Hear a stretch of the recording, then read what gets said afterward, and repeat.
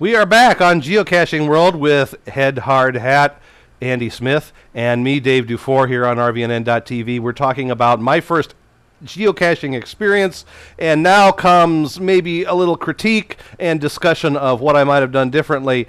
We found, just to kind of recap, we were in Bloomington. I was in Bloomington, Indiana, where my alma mater, Indiana University, is, and searched for 2 geocaches, one of which we did not find on the first pass, but then my daughter, in perfect 2020 hindsight, emailed me and said, "Daddy, I know where that thing is," and we eventually sent my son around, and he found it immediately. And it was another, it was a larger cache, and forgive me for terminology here, Andy, but it was it was a larger cache, but also magnetic, and it was like a box with some magnets in it, and that held it to whatever it was attached to. Which it might actually have been a key holder, possibly. Possibly, I don't know. We show us that picture again. I don't know if the box is visible in there, but it had more swag than the Nano. Let's put it that way. So. Oh yeah, there's no room for swag in Nanos. Okay, yeah, right. Yeah, there's nothing in there. Anyway, I guess other than the fact that I called the GPS a geocache once in there, and I got Nano and Micro slightly confused. What I was going to ask you, and this is the other thing too. Now, this is a GPS that was loaned to me. This is the one we used. This is a Magellan GPS 300, which is a few years old, and it doesn't take all 3 digits after the decimal place in the north and west directional numbers. What do you call those? Coordinates. Coordinates. There we go. Coordinate went out of my head. Yeah, I think I have to learn the word coordinates, right? That's by the time we go with geocaching after a few more episodes, we'll have you coordinates. Status. It's the coordinates. That's right. Yeah, I think like Captain Kirk and those coordinates. There you go. But it wouldn't take 3 decimal points, but it took the 2, and it seemed to get me close enough. So I mean, obviously it got me close enough. But we had a good time with it, and we enjoyed that. I wanted to show you this video because we talked about something a couple of weeks ago called the Geocache Dance. Now, yes. I am not, now show the video there, we'll talk over this because I don't know if this qualifies as the Geocache Dance, but how obvious is it? Okay, now think of yourself as a bystander watching this gentleman walking around campus. Now, he's walking on the grass. Okay. He's looking around. Right. He obviously looks confused. Right. He's lost it. No, I'm not carrying. That's my microphone. That's not the GPS, by the way. Not the GPS. Okay, just okay. But this is what happens. You're trying to find ground zero. You got a little bit of tree cover there, right? And you're trying to look for something. And what'll happen is a lot of times, especially if you get that bouncing arrow syndrome, where right. 1 second you're near ground zero, next thing it's 30 feet off. Mm-hmm. You start literally doing that. This way, this way, this way, this way kind of thing. And you literally start looking like you're doing a little geocaching boogie there. Right. Yeah. Now, so I wasn't quite that herky-jerky, apparently, because I wasn't trying to get the arrow lined up at that point. We were very sure we knew where we were. We weren't too confused about where ground zero was there. But I also knew that, you kind of had to, like, walk around. And did you like the part? I remembered what you told us. Put it in your pocket. So that was... Excellent. That is a very good rule to go by, because otherwise you're going to go bonkers really quick. Yeah. And what you want to do is keep the fun factor there. And sometimes if you're just sitting there looking at that GPS and it's not settling down where you want, it starts taking away from that fun factor and starts getting a little frustrating. Right, and you really end up kind of not really enjoying where you are. Right. And I think that the other thing that is nice, we talked about sentimental reasons, but there is a certain amount of history in there. Of course, I shared the story about my grandfather kissing my grandmother in the well house. I mean, that sort of stuff comes back to you in locations like that, and I might not have been back there again for 5 or 6 years if I hadn't been going in there to find a geocache. So I think that's pretty cool. So yeah, It's one of those things where if you go to places, like you said, you haven't been there in a long time, and you're kind of reminiscing, the numbers of finding geocaches don't become as important. It becomes being a part of the environment again. Right. But also with geocaching, it has to do with a lot of times you find all these absolutely amazing scenic spots that you never would have known were there if it wasn't for going and looking for a geocache. Right, that's true. And of course, even if you went to school at Indiana University, there are places there that you've never seen. Yes. Because it's a large school, and all major universities are probably like that. There's little corners of the campus that you're suddenly discovering, and believe it or not, that is actually the first time I had ever actually sat down next to Herman.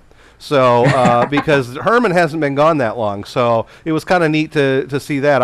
Herman was alive and walking around campus when I was there. So he's hasn't been gone for more than 10 years, something like that. But so it's kind of cool to see that. Now tell me about nanos. We got a couple pictures of nanos here, and you were going to kind of clarify a little bit since I was obviously slightly confused. No, you did great. Yeah. Nanos are pretty much the smallest geocache that you're going to find out there. There might be a couple of variants of it, but they are a devil to find depending on where they're put. The reason is they are so small. Again, they're only two pieces. There's the magnetic case itself and the cap and the logbook that's inside. Okay, that's it. Let's show that picture. There we go. And what you're seeing here is a lamppost that you would see in a parking lot, and somebody had actually just taken it on the far side of the parking lot and put it about 8 feet up, so that the average person wouldn't even notice that it's there. Right. But a geocacher would probably... Now, this is what they kind of refer to as a lamppost height. In other words, there's a skirt usually at the base of those lampposts that lift up. And yes, there is a pun with that. So when you lift up the skirt, there's areas to find geocaches. This one was made to trick people so that they would look at the lamppost skirt first, not find it, and then walk away, where here it's 8 or 10 feet up. Yeah, well, the thing that gave it, this is exactly the type that we found, and what I noticed about it too. I mean, it was one of those things that I walked by and I looked and I said, no, it can't be there. But the clue indicated that it could have been there, and when we got closer, we realized, okay, that's newer than the rest of the environment here. There you go. See, you're using that logic thinking, and that's how you get the geocache. Right, and my daughter reached up and just touched it, and there was a reason we didn't want to touch it. I'm not going to go into that, but because of where it was, we were a little worried about something, and I said, I don't think you have to worry about it. And she grabbed it, and it pulled it off of the wall, and there it was. So there you go. One of the big things that you have to realize with geocaching: take nothing for granted. If it looks in that geocache sense is what we call it. If it even looks suspicious, or even if it doesn't look suspicious, give it a tug. It might be the geocache. That's right. And if it looks suspicious and dangerous, poke it with a stick. Very, very important. There you go. You had another. You had a second picture of a nano here that we wanted to look at. This is a different. Yeah. This kind of gives you for people that never saw a nano before, to a bit of a scale. That's my pinky. Behind it. So like when I literally say it's about the size of your pinky fingernail, that's how big it is. The cap and the log in the cap is what's on the right there, and then the other magnetic part on the left, that's what the inside of a nano actually looks like. Okay, so and when that's all prepped to put back in because you stuck the logbook into the cap and rolled it up into there.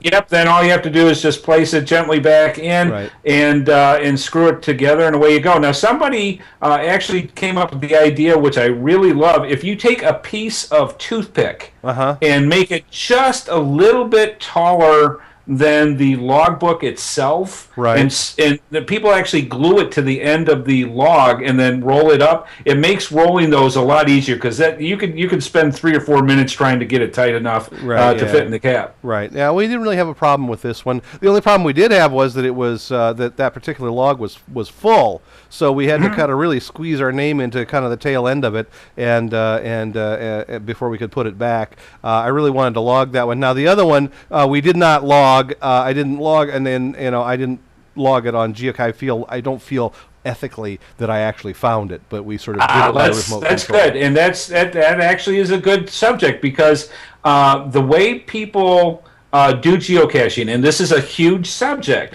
It's and it gets into things that we will talk in other episodes, of course. Is what actually dictates a find.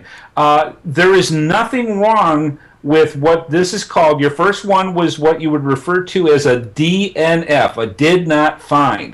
There is nothing wrong with marking. It's actually one of the things when you log your geocache on geocaching.com, for example, logging it as a did not find. Now, what would happen is the operator or the guy who owns the geocache itself would see that DNF, see that you just started and went, better luck next time you'll find it. If it's one of those things where a bunch of experienced people couldn't find that geocache, that's a flag to the owner to say, maybe I better see if it's still there. Right. Well, since this was a plain sight, when actually what happened was that the owner of the cache did contact us, and then of course that gave me a chance to tell him all about the show. Believe that, and I'll try to share his name, his geocaching.com name with you later, but I think he does know you a little bit. Oh, excellent. But anyway, he wrote back and said, keep trying. He said, think about the clue. He kind of gave me a couple of